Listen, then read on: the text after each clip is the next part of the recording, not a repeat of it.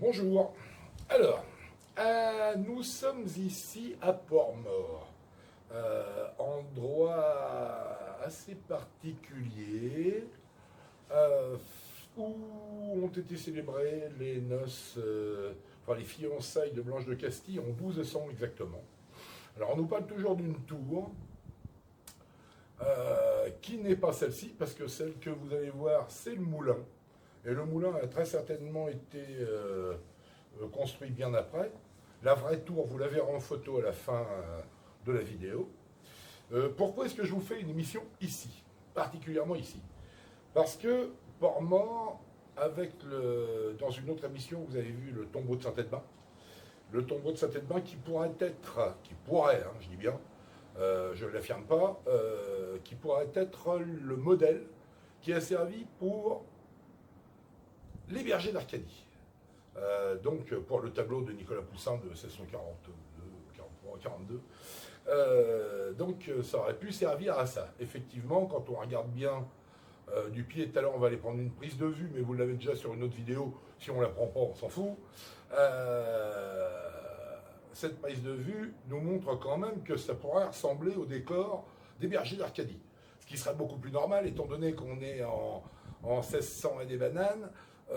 C'était quand même plus facile de faire 8 km parce que Poussin est des Anglais, on est juste à côté, on est à 7 km, que de faire 1000 bornes, aller à Rennes-le-Château ou à Tagala là-bas, au Pontil ou autre chose, qui ne ressemble pas particulièrement d'ailleurs à l'endroit ou qui pourrait y ressembler comme tout endroit de montagne. Donc de là, pourquoi est-ce que je vous fais ça à cet endroit? Parce que je suis détenteur d'un document. Ça fait des années que je l'ai. Là, il est marqué 27 juin. Collection d'Opoules. Vous voyez, ce bouquin, c'est un bouquin de salle des ventes de Drouot, où il y a deux peintures, enfin plusieurs peintures d'ailleurs, de David Tanier et de l'école Poussin. École. C'est Égiste découvrant les signes de sa naissance. Bon. C'est bien beau, mais ça vient du château d'Opoules. Alors mon pote Casanova, Jean-Christophe Casanova, m'a dit est-ce que ce ne serait pas le Opoules en Ariège? J'ai des documents de Montferrand en Ariège, mais Opoules, non. Oui, je crois que c'est Ariège, ou enfin je ne sais plus, un point comme ça, quoi, dans le sud. Sauf que ce château n'a plus jamais été occupé à partir de 1300 et des bananes, donc ce document n'aurait pas pu appartenir à cet endroit, étant donné que là c'est la vente du mobilier. Et de tableaux, là c'est le mobilier, c'est les tableaux qui ont été vendus à Drouot. Donc c'est un élément quand même assez troublant. Vente de la collection d'Opoules, et je vais vous donner la date.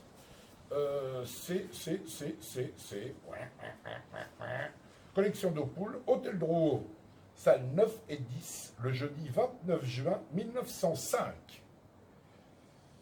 Et il y a un fait aussi très très troublant que je n'ai signalé à personne, parce que, pour la simple et bonne raison que je m'en étais pas encore aperçu, mais l'expert de cette vente en question s'appelle Monsieur Jules Ferral. Étrange, non, quand même.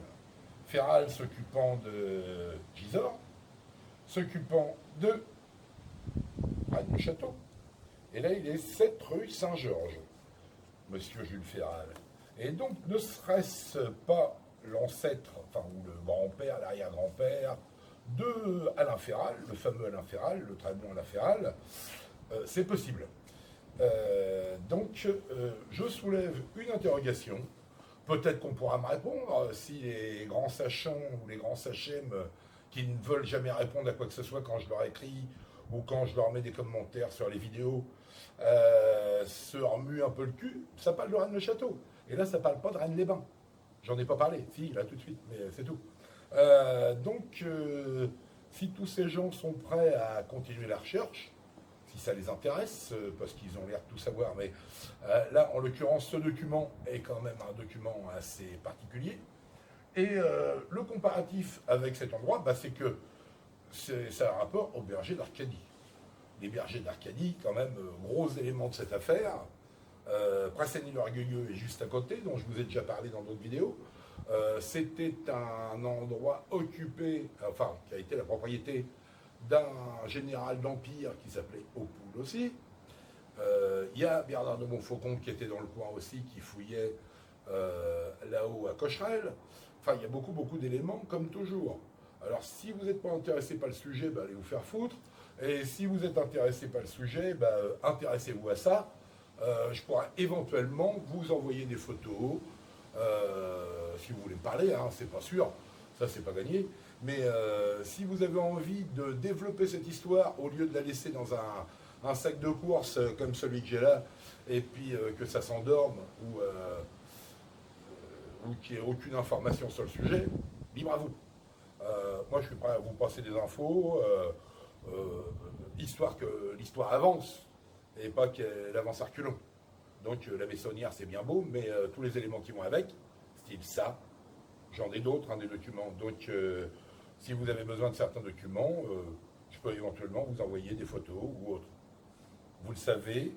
Bon voilà, maintenant vous allez voir, vous verrez en fin de vidéo tout un ensemble de photos de l'endroit, parce que l'endroit est quand même vachement sympa.